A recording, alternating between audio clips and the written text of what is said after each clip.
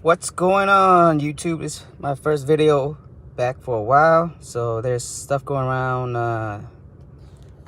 at the bully community right now that I want to address concerning stud co-owning. Okay, as the producer of the stud that you're co-owning out, make sure when you co-own a dog, minimum at least you've gotten to know this person for a while, or you know how they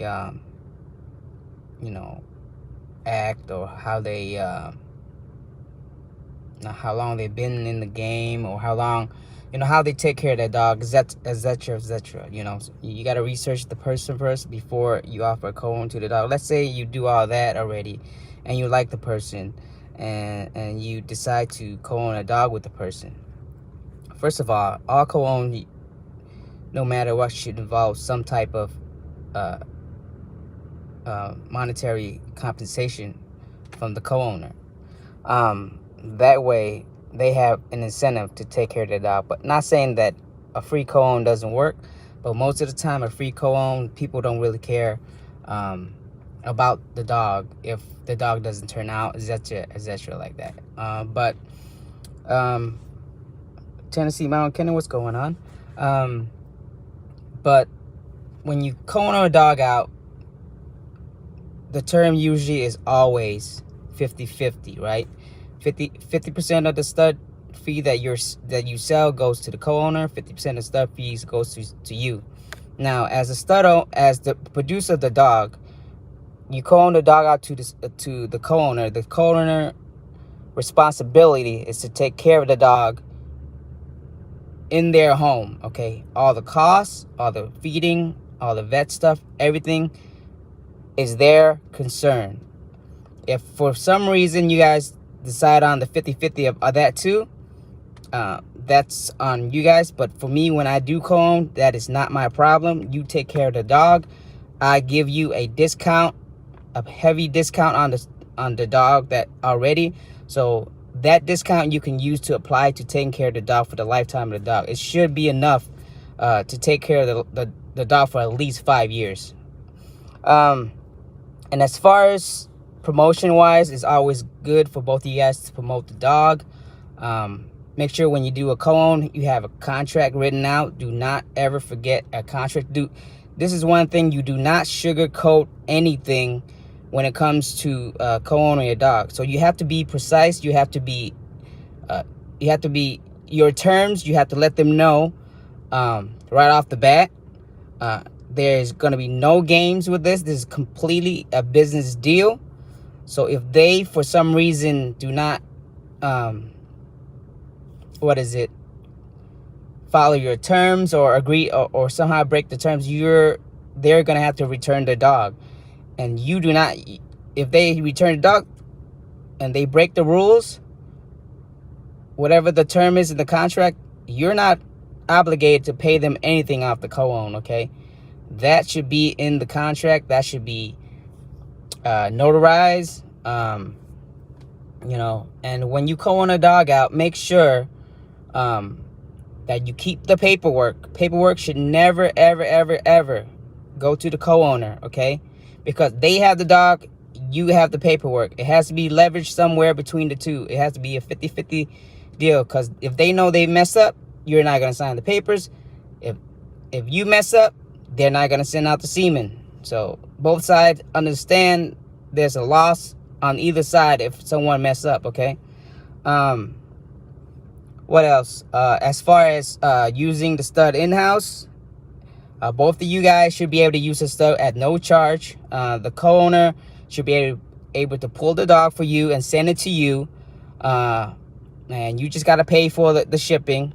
And then that's it. And then the co-owner can use the dog in-house if they want to. Now, if they decide to for some reason have a co-owned female with someone else, usually I'm okay with that. If it's a lifetime co-own, let's say the co-owner have a female in-house that he co-owns out with Jack or something like that, right? It's a forever comb. They split litters. They do everything else half and half. Usually I'm okay with that. I'll let the stud credit slide. I don't get paid for that or anything like that. But for some, but if they do a pup back deal, let's say they have a female, they produce a female, they sold, and the deal is a pup back off your stud, you should be able to get half the credit for that stud fee. Okay, do not ever let them do a pup back on that and not get paid for your stud, because that is not the deal. They have to own that female. A pup back deal is not a complete ownership of the female. So they sold the dog, they just owed a pup back, so you need to get paid. As far as anything else, I mean, I think that's really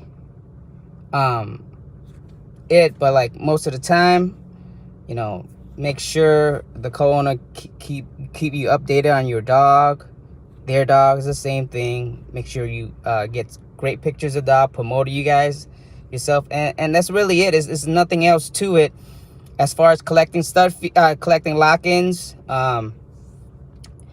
what I do is my co-owner collects their lock-in, I collect my lock-in. The customer that I collect lock-ins with, I deal with myself.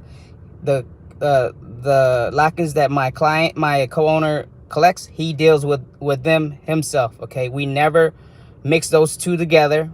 But the thing we do is we let each other know who locked in with us, at what price, etc., etc., etc. Everything is put out in a spreadsheet, so there is no concern of what the person locked in, how much they locked in, when is it due, etc., etc., like that. So that is the list is sent every interval. Let's say we're open at 1500.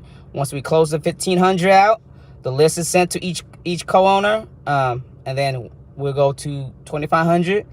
And as soon as we close out the list, we close out the 2500 stud fee. We close out the list and we send that list to each other, so each other knows who the person locked in and stuff like that, you know. So there's no discrepancy when it comes to, hey, I sent semen to this guy and semen to this guy, etc., etc. Also, there are some people, okay, that each owner do not like or do not want to do business with. So by sending the list like that, you can go in there and check the list and be like, you know what, this person right here I do not want to do business with that. Each of you guys have to respect each other's opinion. So if, let's say, one of my co-owner have someone locked in with him that do not like me, or I do not want to do business with, I'll tell them this person cannot breed to this dog. And then the same way goes both ways, okay? What is it? That's really it. I mean, when you do a co-owner, you have to respect each other. You have to respect each other's term, and just be 100% transparent between each other. That's really it. A lot of people out here are making mistakes when they co-owning studs and getting greedy on each other, and it's not the right thing to do. So make sure everything you do is 100%.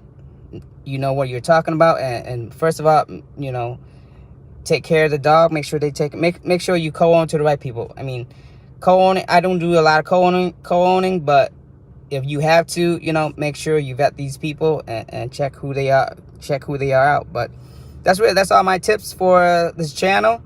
Make sure you give it a thumbs up, subscribe.